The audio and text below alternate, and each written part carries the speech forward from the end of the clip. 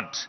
As women ascend to pivotal roles on executive and supervisory boards, our next session will explore the transformative journey of Madhavi Puri Butch, chairperson at the Sebi. In this fireside chat, we delve deeper into the evolving landscape of leadership, navigating disruptions, and the ethical considerations shaping organizational guidance in today's dynamic business environment. May I please have on stage our esteemed guest, Madhavi Puri Butch, chairperson at Sebi. This session will be moderated by Saurabh Majumdar, editor at Business Today. A huge round of applause for a much-awaited session, ladies and gentlemen.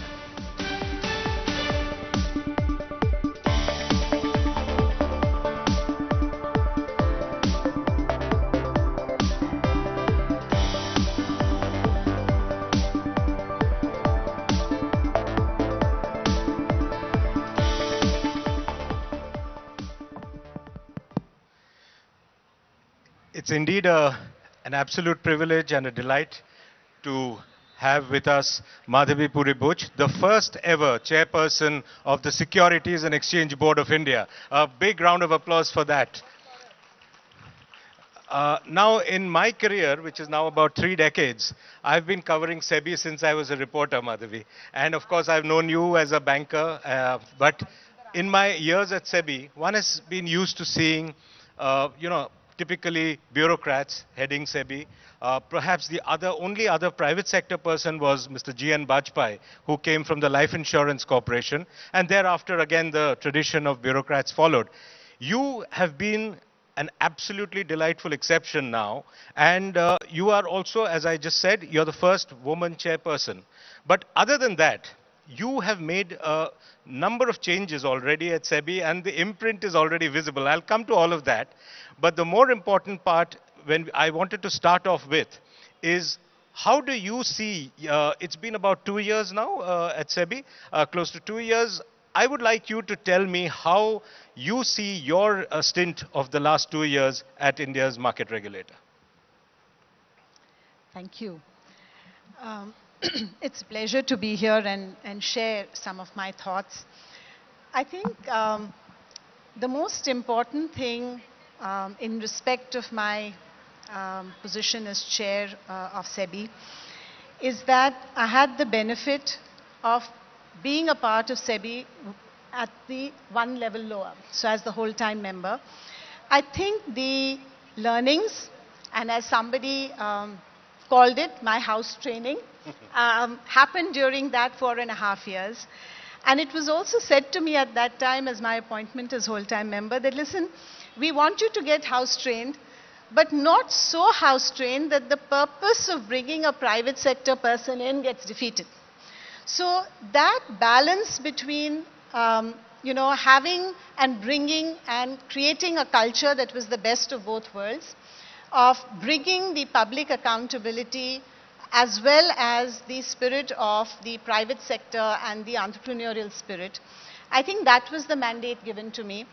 And it was a big privilege to, get that. And I think that's the balance that I have tried my hardest to sort of maintain.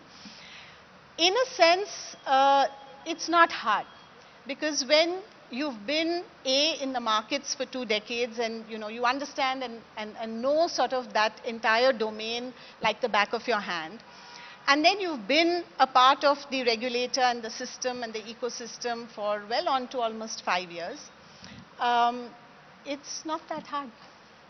But that's always a point where, those who are into market misdemeanors would be worried about, because here's somebody who knows the tricks of what they are able to do and can catch them also through technology. Tell us a little bit about because, when we talk to people in the market, it's very clear that you have brought in much more technology focus, and also at a very correct and the right time, because the market is itself getting very technology focused. So tell us a little about how you're using technology to catch these guys. So I think the repercussion or the impact of my understanding the market is twofold. One is, as you said, I know where all the skeletons are hidden, right? And not only knowing it, but when I engage with the market, sometimes I'll have a conversation with somebody and they'll, say to me that this is not how it works. and I look them in the eye and say, I mean, really, I've done that with my own two hands, and I've been there.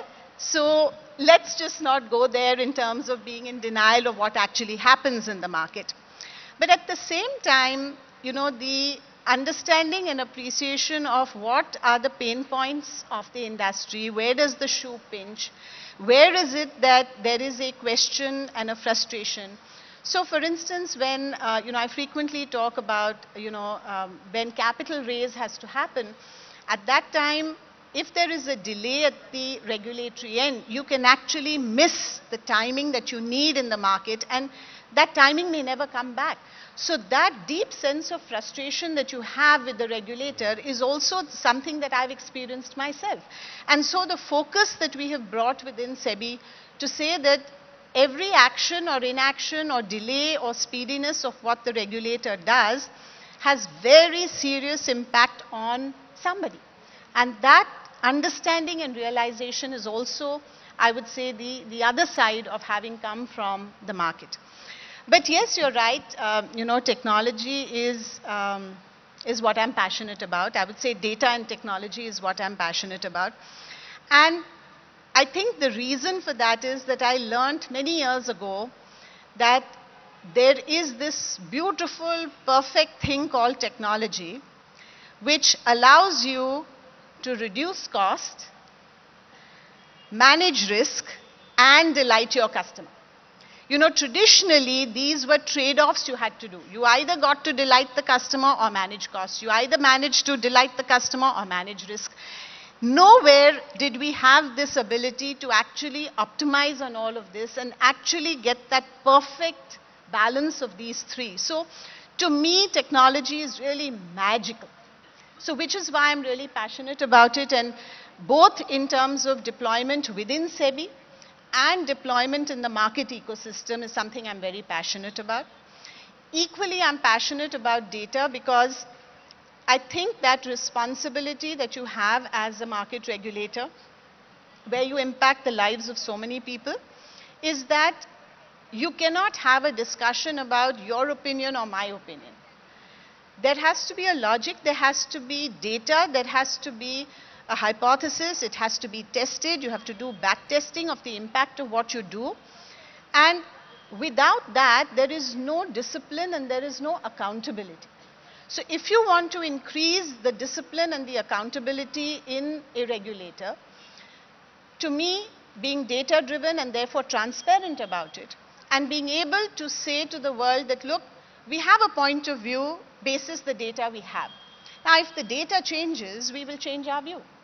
That is the discipline that we need to have, and that is what, again, I feel very passionate about. So data, in fact, makes it more flexible rather than more rigid as a regulator. Because if, like you said, if the data changes, you can always change your view. Absolutely. And that's perfectly legit. Since the topic of the discussion also is leading from the front, Madhavi, I wanted to ask you, when you took over, of course you were you had a whole-time director member stint and all of that. That was also a full stint you did. But when you took over as the chairperson, in that sense, a big bad world of markets. I don't mean bad in a bad way, but the big bad world of the topsy-turvy of the markets. And you were the first woman chairperson. What are the kind of challenges you faced? And since we are talking about leading from the front, as a woman leader, if there is anything you faced, or was it just, any leader would have faced these challenges? I'm so sorry. The sound is coming from there. I'm Excuse me. very distracted. Excuse me. I'm so sorry. Hello? Please stop talking. Sorry about this one. No problem. Thank you. Thank you. So, here's the thing. I have never felt, and as Kalpana said, in ICICI, gender was not a thing, right? You were a professional. You had a role to play. You had deliverables to deliver on. You did your job. I didn't find it very different in Sebi. So, to me, gender was never a thing. I had a great boss. He was very empowering. Did I see any difference in the way he treated me or treated my 3 other colleagues? Absolutely none. The way that today my colleagues interact with me, do I sense anything which is gender related? No. So I don't know if I'm just exceptionally lucky on this front, but it's never been a thing. So And I even don't even know how to answer that question. And even when you interact with market participants, in fact, they might be more, careful of how they deal with you because they know your background, like I said. So I think the quality of interaction that I have with the market participants, the dominant, I would say, flavor of that conversation has nothing to do with gender. It has to do with the fact that I have been where they are and that I know and appreciate their position and that, I just happen to be in this seat today. So there are a number of people who will, in a formal setting will call me ma'am or chairperson, but the minute we step out to have a cup of tea, it becomes Madhvi again. Okay. There are many people who, even in the formal setting, will address me as Madhvi, and I have no problem with that. So the equation is of a different flavor. So I just don't feel it. It's very heartening to hear because here is a actually government body and a regulator, and you're the boss and talking about that. Let me come, however, to the areas which need attention, and we've had these several sessions discussing this earlier in the evening. It's not the same in terms of the boardrooms, and Sebi has been taking steps to empower women at the workplace, getting more and more representation of women. Top 1,000 companies, yes. Are you looking at increasing the number of companies now that, beginning has been made? Because let's face it, Madhavi, we've also had companies just paying lip service and just having that basic mandatory number, and that's it. While Kalpana before this had said that she's not in favor of, mandating something, but there is a need sometimes maybe from the regulator side to do something beyond that. How do you feel about that? So I think, I've gone on record to say this, so I will repeat it. The gender issue is very important to our country and to me. However, do I think that a dozen or 24 privileged women like myself, being on a dozen boards each, is going to cut it for our country? Absolutely not. And so that thinking has manifested in one of the key metrics that Sebi has articulated as core ESG or core BRSR as we call it. So on the gender issue, we received representation that, include this parameter, that parameter, everything, and, lots and lots of, and we said, look, finally what is important? So we've identified only two metrics. One is, what is your percentage of your payroll cost that goes to women? It's simple. Don't do this tokenism of putting 2 more women on the board and say we are brilliant. Let's see the disclosure on saying what percentage of your manpower cost goes to women.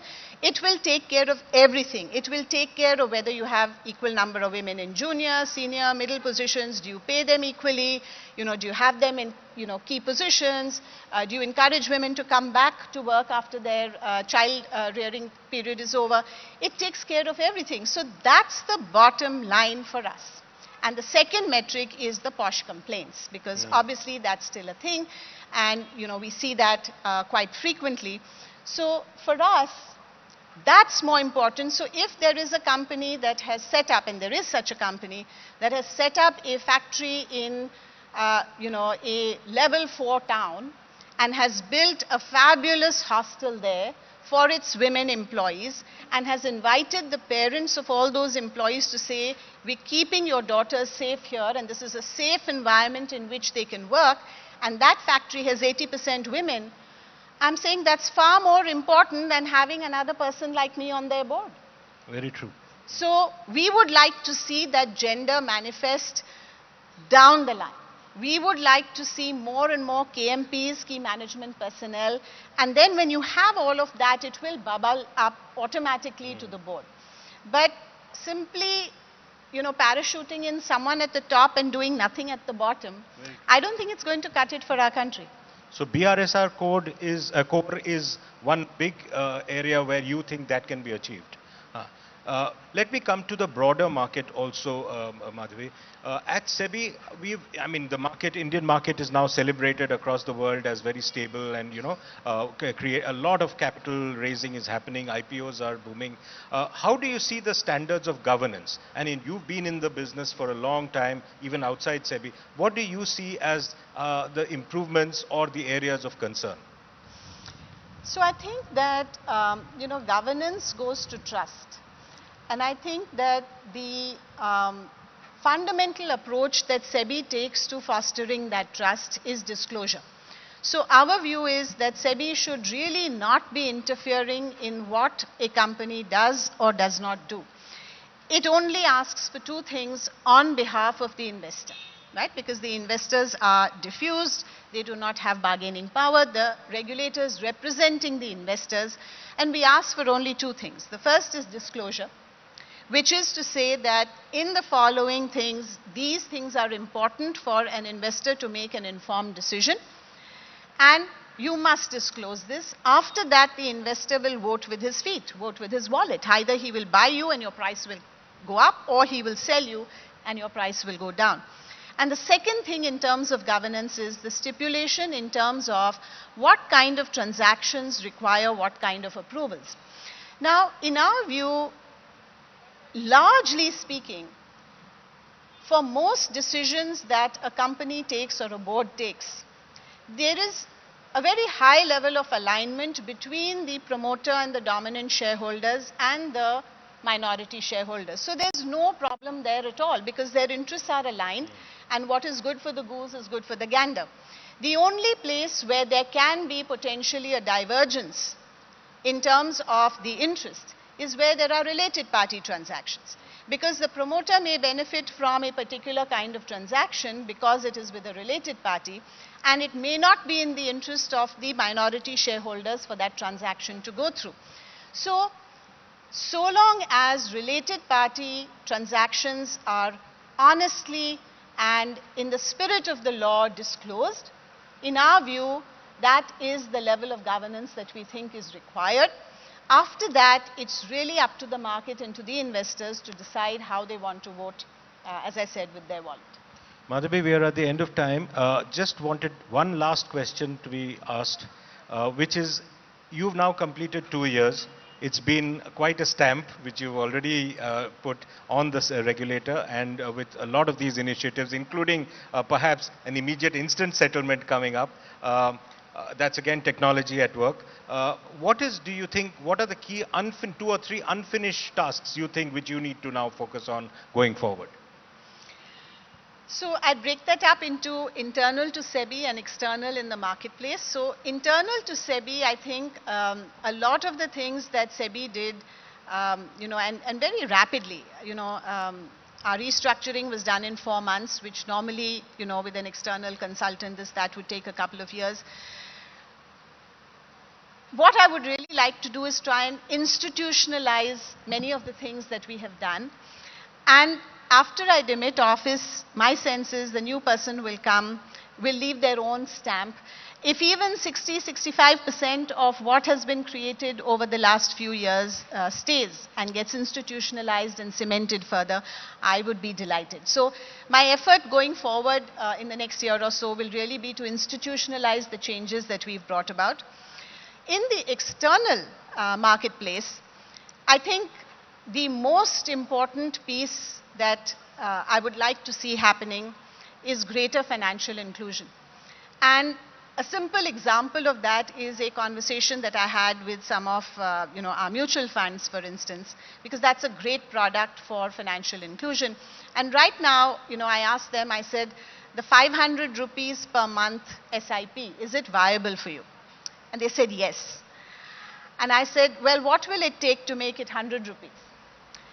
And he said, almost all of them said, not possible. It's just not possible. I said, okay, I'll settle for 250 rupees.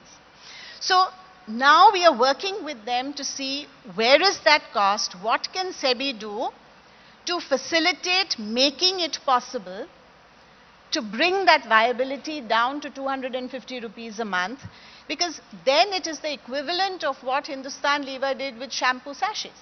You just explode the market and you just grow the market, and the kind of financial inclusion it brings, and equally importantly, the strength it gives to our markets. So I'll just take a minute to describe what has happened in the recent, I would say, 1 year or so. As many of you know that, globally money became expensive. Fed was tightening, liquidity became tight, and so foreign money, investment money left our shores. Unlike other emerging markets, our markets were still resilient. Why was that? That was because retail money came in to fill that vacuum, both direct investments by retail investors as well as through our mutual funds. Now what happened, because the markets remained resilient, is that our share in the global indices went up. The people who left India started underperforming their benchmark index because we were roaring thanks to domestic demand, and they had left, so they were missing out on the Indian returns.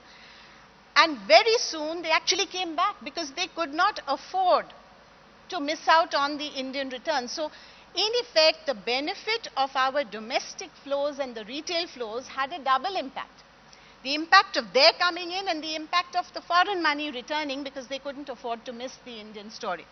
So I think that's the strength of India. And if I can, in the next year or so that I have, if I can somehow make that viable and to make that 500 rupees into 250, I think that would lay the foundation for the next many years for future growth and further resilience of the market. More power to you, Madhavi Puri Buch, a trailblazer, ladies and gentlemen, the Sebi chairperson, Madhavi. A big round of applause. Thank you. Thank you, Saurav. Thank you, ma'am. May I please request you to stay on stage for a couple of minutes more.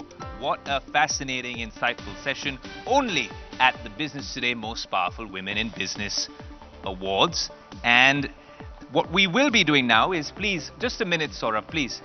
Ma'am, we'd like to call on stage Siddharth Zarabi, Managing Editor, Business Today Television, to express a token of our gratitude to our esteemed guests. Can we have a huge round of applause, please?